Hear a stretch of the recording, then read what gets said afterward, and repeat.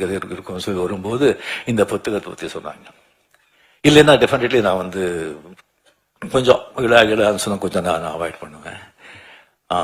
இது மாதிரி சொன்னாங்க. இந்த புத்தகத்தை வந்து நான் வந்து எழுதியிருக்கேன். அது ரொம்ப நாளாச்சு அது எழுதி. நான் கலைஞர்கிட்ட கேட்டேன், இந்த மாதிரி ஒரு புத்தகம் எழுதிருக்கேன்னு சொல்லி.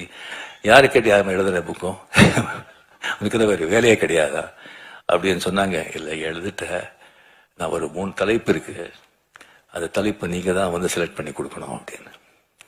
அது கலைஞர் ஒரு அன்னை, அந்த கலைஞர் செலக்ட் பண்ண தலைப்பு கரெக்ட் தானே? அருமையான ஒரு தலைப்பு.